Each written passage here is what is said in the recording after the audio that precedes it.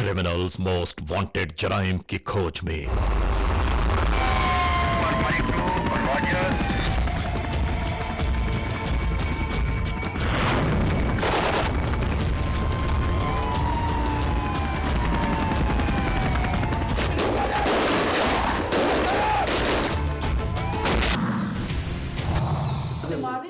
मैं जिबा कर देंगे तेरे। क्रिमिनल्स मोस्ट वांटेड में इस बार देखिए रिश्तों की बेयकीनी, तबाहियों और बर्बादियों की हमेशा इब्तिदा होती है।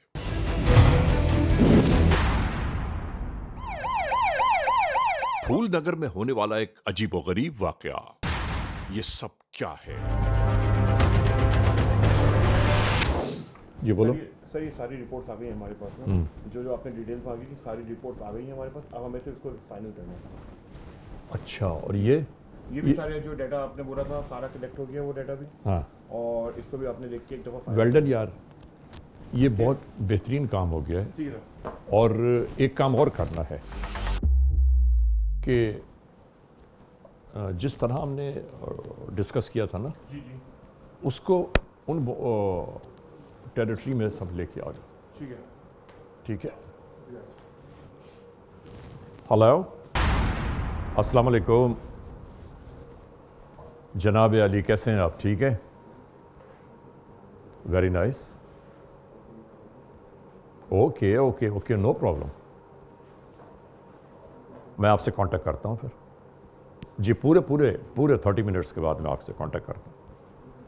ओके जी जी, आप इनको फिदा को सारी डिटेल बता दीजिएगा ताकि ये मैनेज कर लें, उस तरह बात कर लो। तो मैं ये बता रहा था कि देखो, अब हम जिस तरह ये सारा केस हमने डिटेक्ट किया है, जी बिल्कुल। इस केस को डिटेक्शन के साथ साथ हमें ये करना है कि खुदा न खास्ता ऐसे वाक़यात अल्लाह ना करे कि दोबारा कभी हों। सर मैं कंपाइल करके डेटा जो है ना आपको वेल डन, बहुत ज़बरदस्त बात है, वेल डन। जुर्म की तारीख रवश पर दौड़ते हुए मुजरिमों की तलाश में, क्रिमिनल्स मोस्ट वांटेड। कानून के निगहबानों और जराइम पेशा अफराद की कशमकश के दरमियान रिकॉर्ड किए हुए प्रोग्राम क्रिमिनल्स मोस्ट वांटेड। नाजरीन, क्रिमिनल्स मोस्ट वांटेड के हर एपिसोड में हम हमेशा यही तो कहते हैं कि हम इंसाफ और कानून की बालादस्ती चाहते हैं और सरकूबी चाहते हैं उन मुल्क दुश्मन अनासर की कि कानून जिनके लिए महज एक मजाक बनकर रह गया है। इंसाफ और कानून की यही सरबुलंदी हमारे इस प्रोग्राम का मरकज़ी ख्याल है कि जिसका नाम है क्रिमिनल्स मोस्ट वांटेड। तो आइए, सबसे पहले हमेशा ही की तरह हम आपको इस लम्हे ले जा रहे हैं अपने क्राइम स्टेटमेंट बोर्ड की जानिब, कि जहां आप देखते हैं कि इस हफ्ते पूरे मुल्क में सरजद होने वाले जराइम के आदाद और शुमार क्या रहे। सिटीजन पुलिस लिजान कमेटी यानी CPLC और हमारी यकजा की गई तफसीलात के नाते इस हफ्ते पूरे मुल्क में सरजद होने वाले जराइम के आदाद और शुमार। व्हीकल थेफ्ट में कार मोटरसाइकिल्स के चोरी या छीन लिए जाने के वाकयात जो इस बार हुए वो हैं 182। स्ट्रीट क्राइम यानी सरेराह जो लोग अक्सर महरूम हो जाते हैं अपने कैश, ज्वेलरी, लैपटॉप या खास तौर पर अपने सेलुलर फोन से, ये मामलात रहे 468। किडनैपिंग फॉर रैंसम यानी अगवा बराए तावान में इस बार मंजर-ए-आम पर आने वाले केसेस हैं 19। चोरी, डकैती या रॉबरी में लिखे गए जराइम पूरे मुल्क से यकजा किए जाने वाले आदाद और शुमार के नाते ये वाकयात रहे 8794। आपने देखा, सिटीजन पुलिस लिजान कमेटी यानी CPLC और हमारी यकजा की गई तफसीलात के नाते इस हफ्ते पूरे मुल्क में सरजद होने वाले जराइम की आदाद और शुमार। और इसके बाद हम आपको ले जा रहे हैं उस मोड़ की जानिब के जहां हम आपके लिए पेश करते हैं नई केस फाइल। एक होने वाला ऐसा अलमनाक वाकया, एक ऐसी दर्दंगेज हकीकत कि जिसे देखकर और सुनकर आप यकीन मानिए हम और हमारी पूरी टीम हैरान और परेशान रह गई कि आखिर आज के इस मुआशरे में ये सब कुछ क्या हो रहा है। खून के रिश्तों में उलझी हुई एक ऐसी दास्तान जुर्म कि जिसे किसी गैर ने नहीं बल्कि अपनों ही ने तहरीर कर दिया। ये सब कुछ क्या है, सब कुछ कैसे हुआ, आइए हम आपको बताते हैं।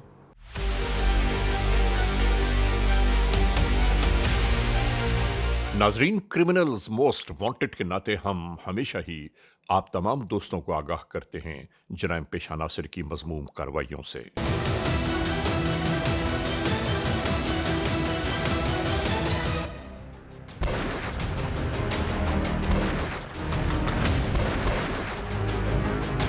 और हाँ, एक बात आप तक जरूर पहुंचानी है, और वो बात यह है नाजरीन कि जो जराइम पेशा नासिर जुर्म में पकड़े जाते हैं उनके खिलाफ गवाहियां अदालत में बहुत जरूरी होती हैं। अगर गवाह मौजूद नहीं है तो किसी न किसी हीले बहाने ये जराइम पेशा नासिर एक बार फिर आज़ाद फजाओं में घूम रहे होते हैं और फिर वही कार्रवाइयां जिनकी बुनियाद पर वो बार बार पकड़े जाते हैं। इस तरह इसे मौत की सज़ा दी जाए। अहले महल्ला से दरख्वास्त करता हूँ कि अपने बच्चों को घरों में रखें। हुकूमत वक्त से इल्तमास करता हूँ कि ऐसे दरिंदा सिफ्त इंसानों को सरेआम फांसी दी जाए। हम अपने तमाम मोअज़्ज़ज़ ख़वातीन हज़रात से गुजारिश ज़रूर करना चाहते हैं कि देखिए, खुदा न खास्ता अल्लाह ना करे अगर आपके साथ किसी किस्म की कोई वारदात सरसत हो जाए तो पुलिस कंट्रोल 15 तक इसकी इत्तला ज़रूर पहुँचाएँ। याद रखिए, 15 तक पहुंचने वाली इत्तलात कोई एक जगह नहीं बल्कि कई कई जगहों पर तहरीर की जाती हैं।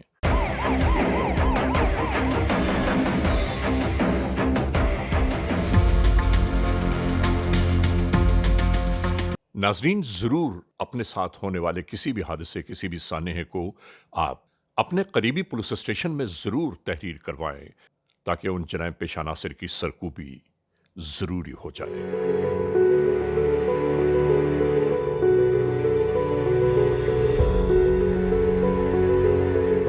आपने सोचा है कभी कि जुर्म क्या है? जुर्म सीधी राहों से गलत राहों की तरफ गामजन होने को जुर्म कहा जाता है।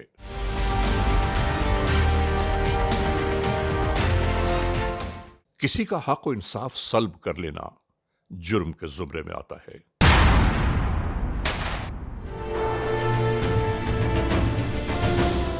कानून से रूगर्दानी करना और अपनी मर्जी के मुताबिक कानून को ढाल लेना इंतहाई जुर्म है। नाजरीन, आज हम आपको दिखा रहे हैं कसूर के इलाके फूल नगर में होने वाली जुर्म की एक ऐसी दास्तान की बाबत कि जो किसी गैरों ने नहीं बल्कि अपनों ही ने तहरीर कर दिया।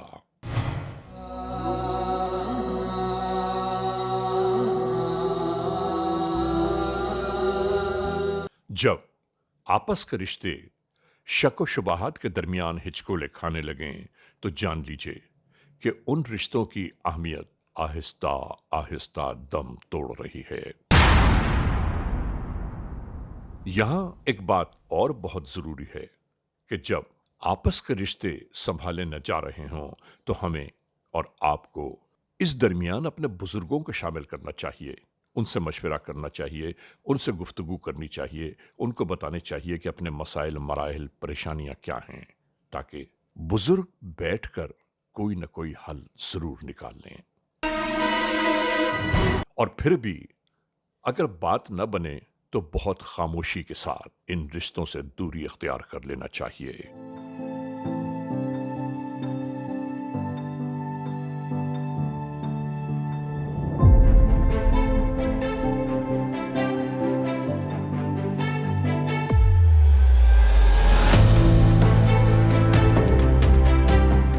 ऐसा ही एक वाकया कसूर के इलाके फूल नगर में गुज़िश्ता दिनों बीत गया। मैं ये पैगाम देना चाहता हूं कि मुल्जिम जितना भी सफा क्यों ना हो, जितना भी शातिर क्यों ना हो, लेकिन कानून की गिरफ्त से नहीं बच सकता। ये सब कुछ क्या है, इसकी इब्तिदा कहां से हुई, आइए हम आपको बताते हैं। कसूर का इलाका फूल नगर के जहां सैकड़ों हजारों लोग अपनी जिंदगियों के शब रोज बिता रहे हैं, उन्हीं में एक घराना ये भी है।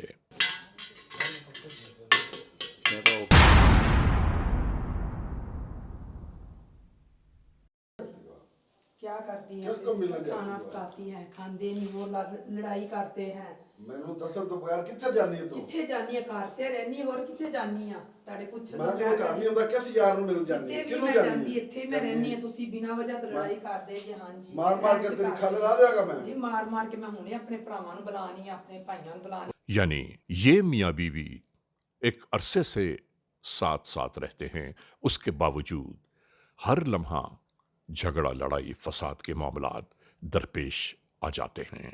आप आज बिना वजह तो लड़ते हैं मेरे नाल, कोई गल नहीं, कोई ਮੈਂ ਤੈਨੂੰ ਗੋਲੀ ਮਾਰ ਦਿਆਂਗਾ। मार दियागे तुसी गोली, मैं अपने भरावां नूं बुलानी। ਗੰਦੀ तुसी बगैर चंगे जे ते मैं गंदी हां, तुहाडियां भी गंदियां। समझ में एक बात नहीं आती कि मियाँ बीवी एक गाड़ी के दो पहिए होते हैं जिनके बिना गाड़ी आगे नहीं बढ़ सकती, लेकिन उसके बावजूद लोग जिंदगी के शब-ओ-रोज किस तरह गुजारते हैं। खाना पका के देती हैं, वो लड़ाई फिर भी कर देंगे। ਮੈਂ ਦੱਸਾਂ ਤੈਨੂੰ हाँ। ਮੈਂ ਮਾਰ ਮਾਰ ਕੇ ਨਾ ਤੈਨੂੰ ਮੈਂ ਤੈਨੂੰ ਜ਼ਿਬਾ ਕਰ ਦੇਣਾ। मारी चंड ਮੈਂ ਜ਼ਿਬਾ ਕਰ ਦਿਆਂਗਾ जिबा ਤੈਨੂੰ। कर देदा। रोज लड़ाई, झगड़ा, दंगा, फसाद, ये भी कोई जिंदगी है? जिंदगी तो वो है कि जिसमें खुशियां हों, कामयाबियां हों, कामरानियां हों और इंसान हमा वक्त खुदाए बुजुर्गो बरतर से अपनी कामयाबियों की दुआएं करता रहे। कहता हूं दो एक बेटा कमा के ले आंदा, निक्के ने क्यों बेचारे दिहाड़ी मेहनत करते ने, आप हर बदले लड़ाई करता रहता ਤੂੰ है। ਚਾਹ ਨਹੀਂ ਕੀ ਹੈ ਦੱਸ मैं ਮੈਨੂੰ। कुछ भी नहीं चाहती, जाओ तुसी पुलिस ਨੂੰ मंगा लो, जो मर्जी कर लो, मैं अपने भरावां ਨੂੰ बुला लांगी, जो होया कर। ਭਰਾਵਾਂ ਨੂੰ ਬੁਲਾ ਲਾਂਗੀ। हाँ, ਤੁਹਾਡੇ ਨਾਲ ਕਰ ਤੇ ਨਾ ਨਿਬੜ ਲੈਂਦੇ ਨਾ, ਫਿਰ ਜੋ ਕੰਮ ਹੋਇਆ ਮੈਂ ਵੇਖ ਲਾਂਗਾ ਤੇਰੇ ਭਰਾਵਾਂ ਨੂੰ ਨਹੀਂ। ਤੁਹਾਨੂੰ ਹੀ ਵੇਖ ਲਾ। ਉਹਨਾਂ ਦੀ ਵੀ ਐਸੀ ਦਿੱਤੇ ਸੀ ਮੈਂ ਕਰ ਦਿਆਂਗਾ। ठीक है, जो मर्जी तुसी कर लिया। नाजरीन, यहाँ शादीशुदा जिंदगी के ये मामलात, मुश्किलात, परेशानियों से दो चार हैं, नहीं मालूम कब से। ਵੀ ਹੁਣ ਠੀਕ ਹੈ ਨਾ, ਮੈਂ ਵੀ ਹੁਣੇ ਫੋਨ ਕਰਨੀ ਆ ਆਪਣੇ ਬੁਲਾ ਕਿਹੜਾ ਤੇਰਾ ਭਰਾ ਨੇ? ਬਾਈ ਜਲਦੀ ਮੈਂ ਉਹਨਾਂ ਨਾਲ ਆਇਓ। ਨਿਬੜ ਲਾਂਗਾ। ਹਾਂਜੀ, ਹਾਂ, ਮੈਨੂੰ ਬਹੁਤ ਤੰਗ ਕਰਦਾ ਪਿਆ। ਖਾਣ ਵੇਖ ਲਾਂਗੇ ਦੀ ਕੋਈ ਤੇਰੇ ਚੀਜ਼ ਭਰਾਵਾਂ ਨਹੀਂ ਨੂੰ। ਲਿਆ ਕੇ ਦਿੰਦਾ, ਧੱਕੇ ਮਾਰ ਸੇ ਘਰ ਸੇ ਬਾਹਰ ਕੱਢ ਤੇਰੇ ਭਰਾਵਾਂ ਨੂੰ ਵੀ ਮਾਰ ਦਿਆਂਗਾ ਮੈਂ, ਤੈਨੂੰ ਵੀ ਮਾਰ ਜਲਦੀ ਦਿਆਂਗਾ। ਆਇਓ ਤੁਸੀਂ, ਜੋ ਚਾਹਦਾ ਉਹ ਤੁਸੀਂ ਕਰ ਲਵੋ। ਹਾਂ, ਇਹ ਖੁਸ਼ ਹੋ ਜਾਵੇ ਦਾ। और इसी दौरान रिश्तों में शक व शुबहत की आमेजिश तबाहियों का पेश खेमा बन जाती है, और यहाँ सब कुछ ऐसा ही हुआ। ये मियाँ बीवी आपस में एक दूसरे पर शक करते रहे, और शक इस बुनियाद तक जा पहुंचा कि जिसकी बाबत किसी ने कहा है कि शक इंसानी जिंदगियों के दुश्मन होते हैं और इनसे परहेज करना चाहिए। इस खातून के शौहर को नहीं मालूम किन बातों पर शुकूक व शुबाहात के अंबार ने घेर रखा है।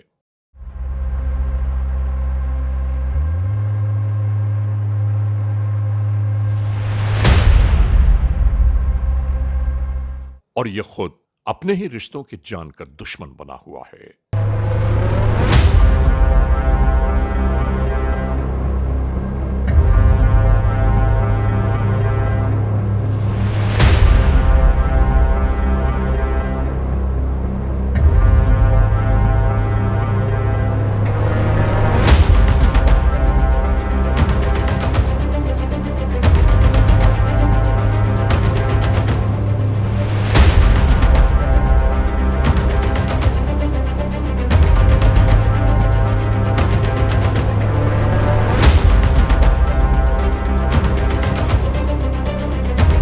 जब मालूमात हासिल की गई तो पता चला कि इस खातून का शौहर इंतहाई अय्यार व चालाक है।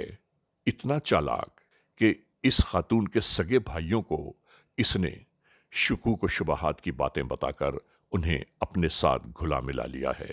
वो भी अपनी बहन के बारे में अस्तगफिरुल्लाह, नहीं मालूम क्या क्या सोचते होंगे। ਉਹ ਤੁਹਾਡੇ ਵਾਸਤੇ ਕਰਦਾ ਕਰਾਉਂਦਾ ਪਿਆ। ਸਾਡੇ ਵਾਸਤੇ ਕਮਾਉਂਦਾ ਤੇ ਸਾਡਾ ਸੁਬਾਹ ਲੜਾਈ ਦਾ ਕਿਉਂ ਜਾਂਦਾ ਤੇ ਕਰਦਾ? ਸ਼ਾਮ ਨੂੰ ਚਲਾ ਆਉਂਦਾ ਪਿਆ। ਉਹ ਚਿੱਟੇ ਵਾਲ ਹੋ ਗਏ ਤੇ ਸਾਡੇ ਵੀ ਚਿੱਟੇ ਹੋ ਗਏ ਨੇ। ਹੈ ਇਹ ਨਾ ਕਰਿਆ ਕਰੋ, ਨਾ ਲੜਾਈ ਝਗੜੇ ਕਰਿਆ ਕਰੋ ਤੁਸੀਂ। ਇਹਨੂੰ ਵੀ ਅਰੇ ਸਮਝਾ। ਭੈਣ ਨੂੰ ਕੋਈ ਸਮਝਾ ਲਾ, ਆਪਣੀ ਭੈਣ ਨੂੰ ਸਮਝਾ ਲਾ, ਮੈਨੂੰ ਵੱਢ ਦੇਣਾ। ਬਹਿ ਜਾ ਲਾਲਾ, ਬਹਿ ਜਾ ਤੂੰ, ਬਹਿ ਜਾ। ਭਾਈ ਤੁਹਾਡੇ ਤੁਹਾਡੇ ਕੋਲ ਹੀ ਕਹਿੰਦਾ ਮੈਨੂੰ ਵੱਢ ਦੇਣਾ ਮੇਰੇ ਇਹਦੇ ਨਾਲ ਕਰ ਲਾ, ਇਹਦੇ ਨਾਲ ਕਰ ਲਾ, ਇਹਦਾ ਕਰ ਲਾ, ਅੱਜ ਪਰੇਸ਼ਾਨ ਨਾ ਹੋ ਜਾ। ਸਮਝਾਓ ਉਹ ਤੁਸੀਂ ਤੇ ਆਪਣੇ ਬਹਿ ਨਾਲ ਹੀ ਲੈ ਆਇਆ ਹਾਂ, ਬਹਿ ਜਾ ਬਸ ਹਰ ਟਾਈਮ ਇਹ ਲੜਦਾ ਹੀ ਇਹ ਰਹਿੰਦਾ ਕੰਮ ਕਰ ਲਾਂ ਗੱਲ, ਤੂੰ ਵੀ ਪਰੇਸ਼ਾਨ ਨਹੀਂ, ਬੈਠਣਾ ਨਹੀਂ, ਬੈਠਣਾ ਨਹੀਂ। ਹਾਂ, ਬੈਠਣਾ ਨਹੀਂ। ਬਸ ਹਾਂ, ਠੀਕ ਬੈਠਣਾ ਹੈ ਜੋ ਨਹੀਂ। ਮੇਰੇ ਕੋਲ ਮੈਂ ਰਹਿ ਨਹੀਂ ਨਾ ਭਾਈ, ਤੂੰ ਵੀ ਦਿੰਦਾ ਪਰੇਸ਼ਾਨ ਨਾ ਹੋਇਆ ਕਰ।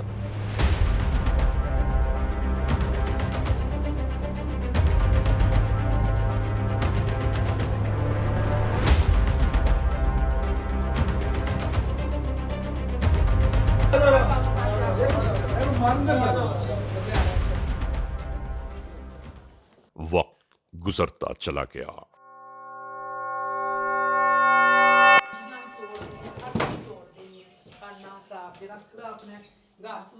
एक बार ऐसा हुआ कि जब ये खातून अपने बावर्ची खाने में कामकाज में लगी हुई थी और जैसे ही इसने चूल्हा जलाया, नहीं मालूम इसकी गैस कब से खुली हुई थी, अचानक ही एक शोला बुलंद हुआ।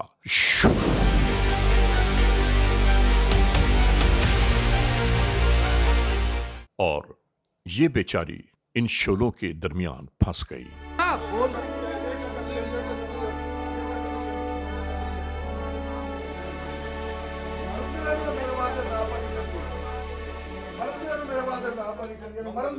इसे मजबूरन अस्पताल की जानिब ले जाया जाने लगा।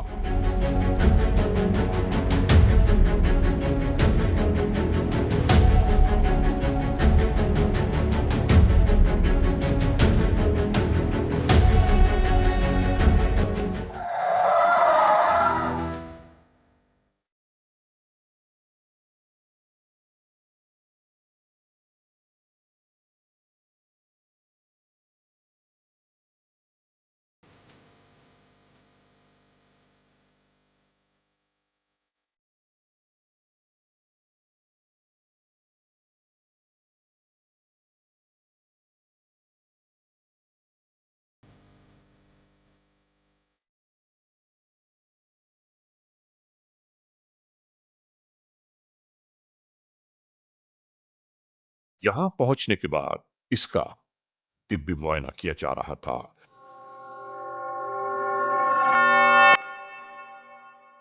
कि आपस में नहीं मालूम दोनों सालों और इस बहनोई ने क्या साजबाज की।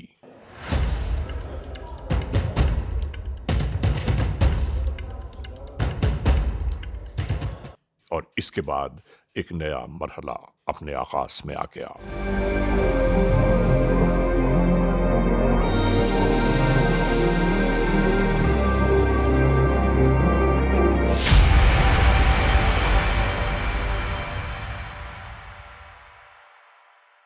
इस खातून को उसके दोनों सगे भाइयों ने कहा कि हमें डॉक्टर ने कहा है कि तुम्हें बड़े अस्पताल ले जाना है, तो हम उसी जानिब जाएंगे। अब नाजरीन, कितनी जुल्म की बात है कि इन दोनों भाइयों को उसके बहनोई ने यह वर्गलाना शुरू किया कि तुम्हारी बहन का किरदार मुनासिब नहीं है। उसका किरदार इतना बदतरीन हो चुका है कि हमारे और तुम्हारे लिए मर जाने का मकाम है।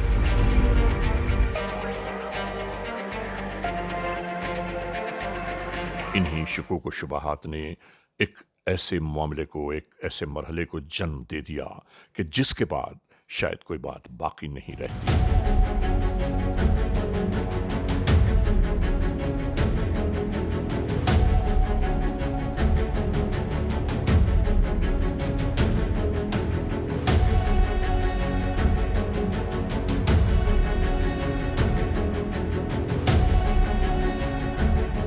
इसके भाई भी उसके वर्गलाने में आ गए और इसके बाद इन्होंने सोचना शुरू किया कि अपनी बहन को इन मामलात से रोकने के लिए इसे मौत के घाट उतारना होगा, और इन्होंने यही काम शुरू कर दिया इस कार में।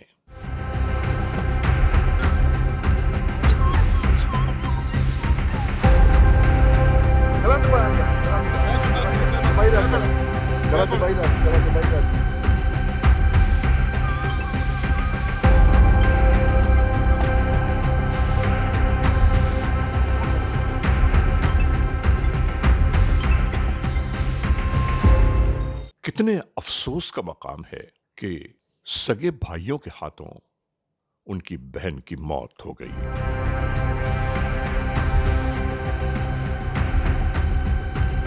और एक गैर शख्स उन्हीं शुकूक व शुबाहात के दरमियान गोते खा रहा था।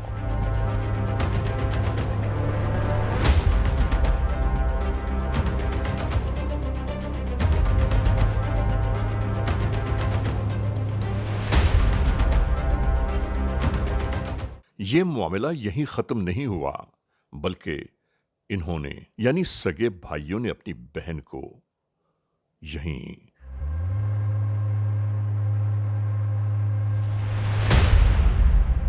खेतों के दरमियान तन्हा छोड़ दिया। जो बेचारी जिंदगी की बाजी हार चुकी है। वारी दुनिया वारे जमाने।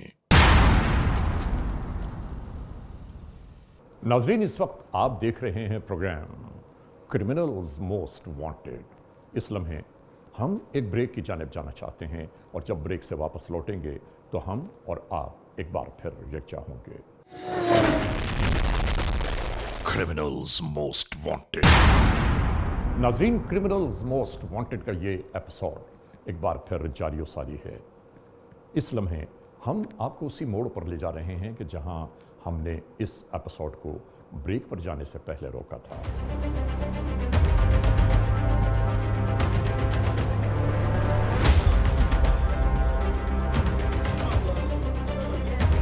नाजरीन, क्रिमिनल्स मोस्ट वांटेड में आज आप देख रहे हैं कसूर के इलाके फूल नगर में होने वाली जुर्म की एक ऐसी दास्तान कि जिस दास्तान को गैरों ने नहीं बल्कि अपनों ही ने तहरीर कर दिया।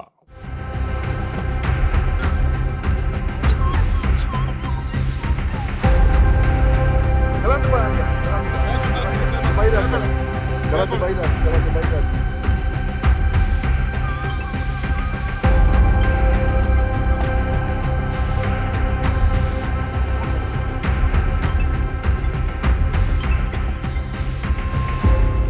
यानी सोचिए तो सही कि साजिशें किस कदर खतरनाक होती हैं कि सगे भाइयों ने अपनी सगी बहन को मौत के घाट उतार दिया, सिर्फ इस बुनियाद पर कि शौहर ने यह बताया था कि मुझे शक है कि तुम्हारी बहन सही किरदार की मालिक नहीं है।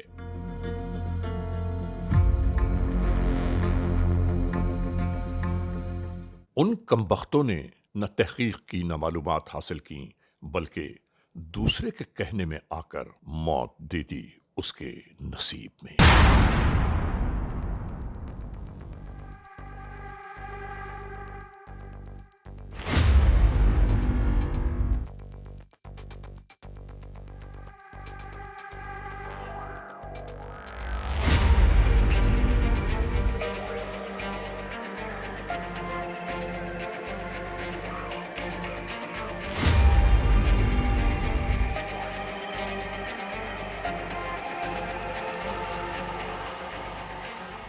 नाजरीन, ये वक़ुआ सरजद हो गया। खामोशी से हर एक अपनी अपनी मंजिल की जानिब रवाना हो गया।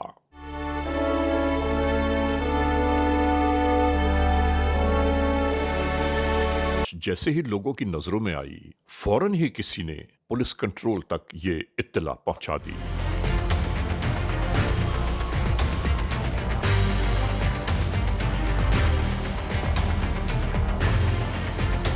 यहां पर लोगों का यकजा हो जाना एक फितरी अमल है। कानून के एहलकार भी यहां आ पहुंचे। तमाम तर तहकीक और तफ्तीश शुरू हो गई।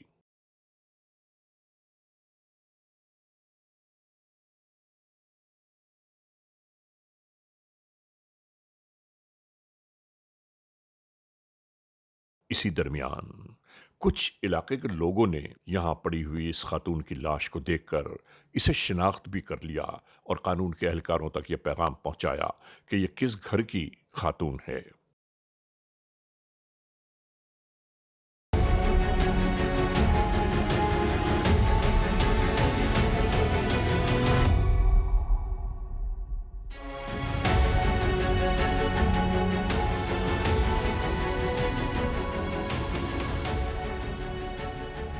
बहरहाल इस लाश को उनके अहले खाना के हवाले कर दिया गया और कानून के एहलकार इस तफ्तीश में लग गए कि आखिर ये मामला क्या है।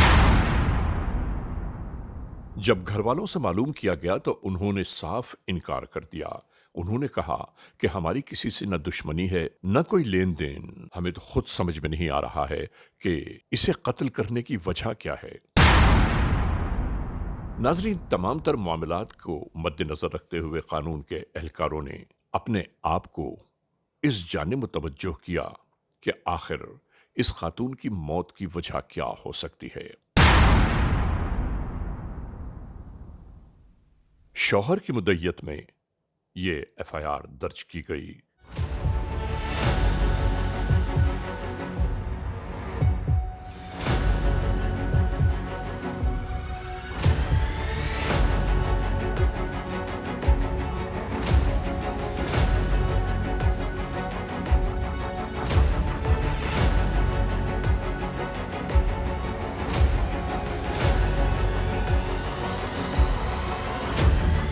डिस्ट्रिक्ट पुलिस ऑफिसर कसूर ने होने वाले इस वक़्वे की बाबत तमाम तर मालूमात को यकजा किया और फिर अहम तरीन अहकामात दिए जाने लगे।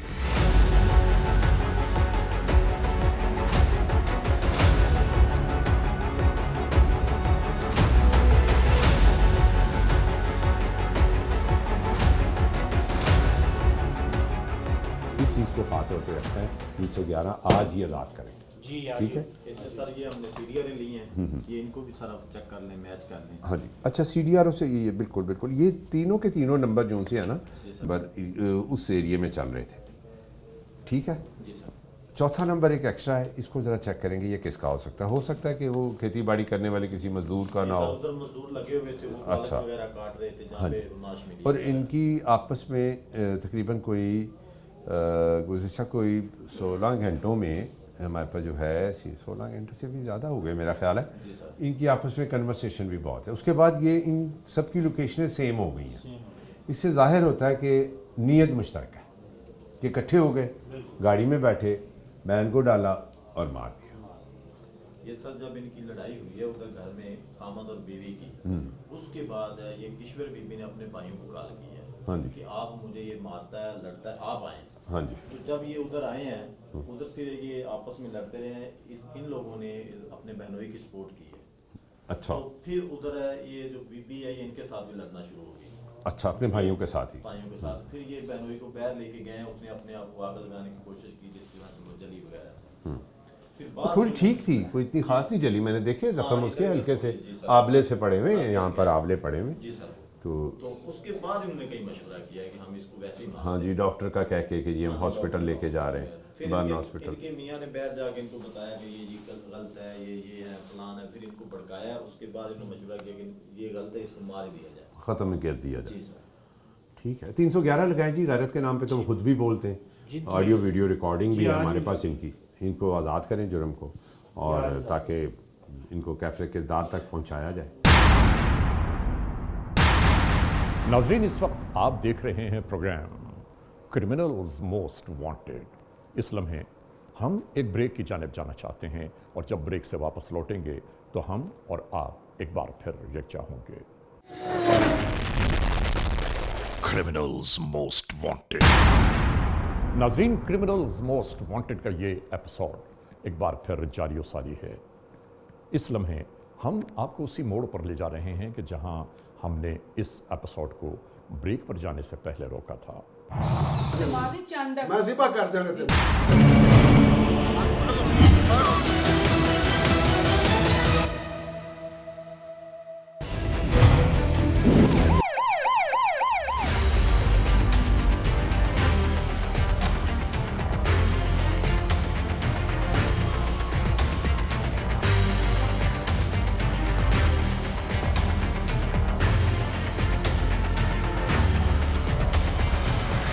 मिलने वाली इत्तलात के दोष पर कानून के एहलकार अपनी अपनी राहों का तयन करने लगे।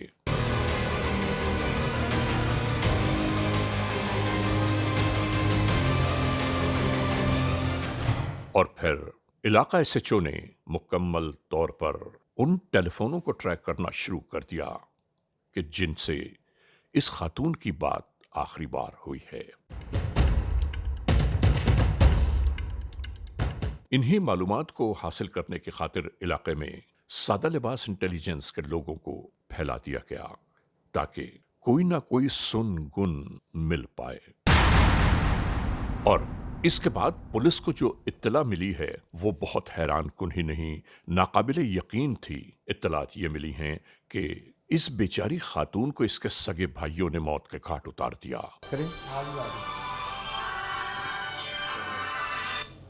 जी अस्सलाम वालेकुम।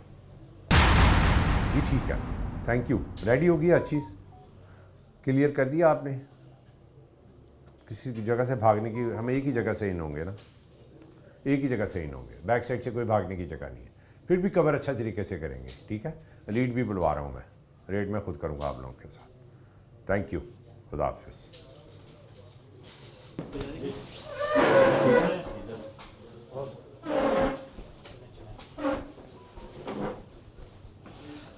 कानून के एहलकार उसी जानिब रवाना हो गए।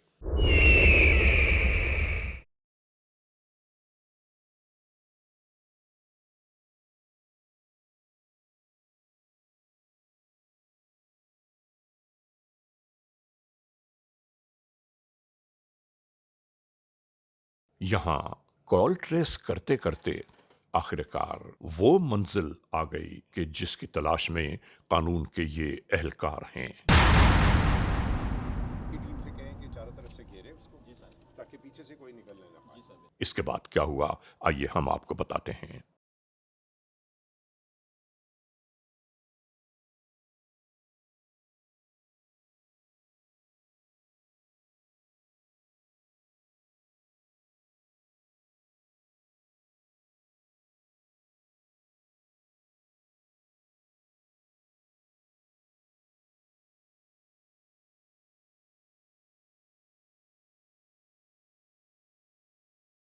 गोली मार दूंगा मैं।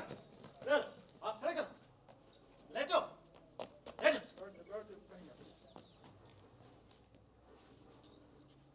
लेटो। हिलना नहीं है यहाँ से।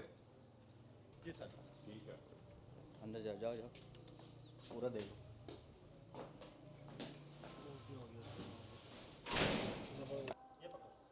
हिलना नहीं है।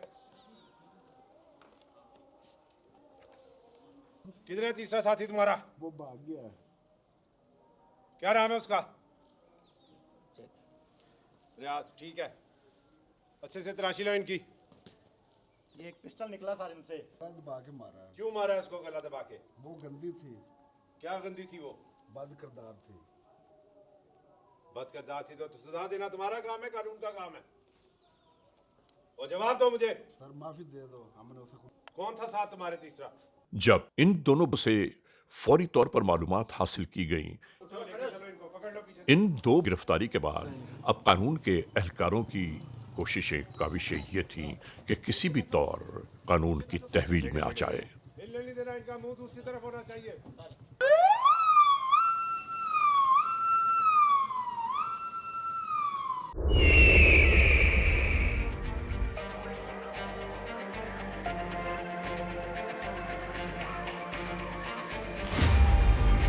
और यहां ऐसा ही हुआ।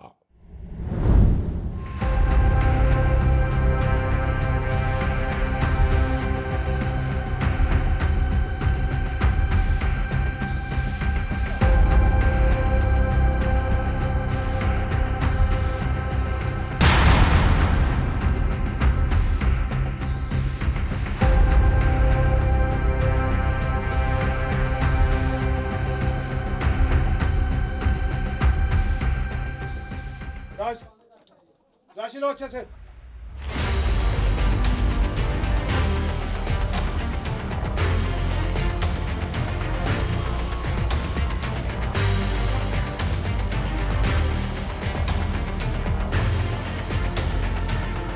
इन तीनों अफराद के गिरफ्तारी के बाद यहां से शुरू हुई इंटेरोगेशंस। क्या नाम है तुम्हारा? शेख जमील वल्द मोहम्मद हनीफ। किश्वर बीबी क्या लगती थी तुम्हारी? मेरी बीवी थी। अच्छा, क्यों मारा तुमने उसको? वो बद किरदार थी, ना तो खाना पका कर देती थी, ना मेरे कपड़े धोती थी। तो कमाई करके उसको देता था। वो बाहर जाती थी, रात को आती नहीं थी, पता नहीं किसके पास जाती थी, बद किरदार थी। मुझे उस पर शक हो गया था। तुम्हें शर्म नहीं आती? उसको बदकिरदार कहते हुए सर, इलाके मुझे- में भी पूछा है, कमाश तुम्हारा ठीक नहीं, किरदार तुम्हारा ठीक नहीं। हमारे बच्चों की माँ थी वो। कितने बच्चे थे तुम्हारे? 4। ज़रा भी शर्म नहीं आई, बच्चे यतीम हो गए। कोई गैरत नाम की चीज़ है तुम्हारे अंदर? सर माफ कर। कैसे मारा उसको? गला घूंढ कर मारा है। कौन कौन था साथ तुम्हारे? फयाज था और रियाज था, मेरे साले थे दोनों। सगी बहन को मार दिया उन्होंने, और तुम बाखामिन। हम तीनों ने प्रोग्राम बनाया कि आपकी बहन गंदी है, हम मार दें उसको। तो वो एग्री हो गए। हमने उस तीनों ने हम उनको मार दिया, उसको किशोर बीबी को गला घूंढ कर। गाँव कौन सा तुम्हारा? नथे जगीर। शेख कौम है तुम्हारी? हाँ जी सर। क्या काम करते हो? सर मैं मेहनत मजदूरी करता हूँ। ये कैसे प्लान बना मारने का? ये सर उसके पहले हाथ जले थे, लड़ाई झगड़ा हुआ, तो उसके बाद उसको हॉस्पिटल लेकर गया। वो डॉक्टर ने कहा किसी अच्छे हॉस्पिटल में ले जाएं। तो जब हम जाने लगे तो हमारा प्रोग्राम बन गया। तीनों ने भी, मैंने कहा आपकी बहन गंदी है तो आप भी जान छुड़ाएं तो मैं भी उससे जान छुड़ा लेता हूँ। ये एग्री हो गया, तो हमने तीनों ने प्लान बनाकर उसका रास्ते में गला घूंट दिया। पाँव किसने पकड़े थे? हाथ किसने पकड़े थे? दबाया कैसे गला? गला सर दबाया रियाद ने, तो मैंने दोनों ने मिलकर दबाया।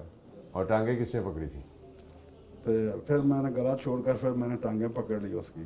तुम्हें पता तुमने कितना बड़ा जुल्म किया है? जी सर।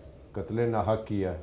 जी सर। तुम्हारे पास क्या इख्तियार था कि तुम एक इस तरह बेगुनाह औरत को मार दो, क्योंकि तुम्हारे बच्चों की माँ भी है? सर गलती ये हो गई। सफाकियत है सर गलती ये हो जुल्म गई। है, ये लड़ाई है अल्लाह के खिलाफ। एक बेगुनाह को मारना इंसानियत का कत्ल है। सर अकल पे पर्दा पड़ गया था, माफ़ी दे दें। क्या नाम है तुम्हारा? रियाज अहमद जी। क्या काम करते हो? मेहनत मजदूरी सर। ये जो बीबी कत्ल की है तुमने, क्या लगती है तुम्हारी? मेरी बहन है जी। सगी बहन है? सगी बहन है जी। क्यों मारा इसको? बदकिरदार थी, बहन के साथ मिलकर अपना बहनोई के साथ मिलकर कत्ल कर दिया जी। तुम्हें पता था बदकिरदार है वो? तुम्हारी आंखों के सामने बदकिरदारी करती रही है वो। सर वो 4 बच्चों की माँ थी वो। इंसानियत का कत्ल किया तुमने, बेशर्म आदमी। ये गैरत का तकाजा है कि उसको मार ही दिया जाए, गलती कि बच्चे यतीम कर दिए जाए। गलती होगी जनाब। कौन सा गांव तुम्हारा? नथे जगीर जी। ये मामला पंचायती तौर पे भी हल हो सकता था, उसके बाप से बात की जा सकती थी। अगर कोई ऐसा मामला था हमें बताते। हम आपके मामले के अंदर, हम लोगों के घरेलू मामला के अंदर भी पुलिस आती है, उनको भी ठीक करती है। रोज बरोज हमारी लड़ाई झगड़े करती थी बहनोई के साथ। तो लड़ाई झगड़े बहनोई के साथ करती थी, तो तुम्हारा क्या मामला था जो तुमने कत्ल किया? कैसे कत्ल किया उसको? आए रोज सर वो हमें तंग करती थी, फ़ोन करके बुलाती थी, बस गला दबा के मार दिया जी। जब तुमने उसका गला दबाया जी सर, तो तुम तो सगे भाई थे, उसने तुमसे कोई इल्तिजा नहीं की?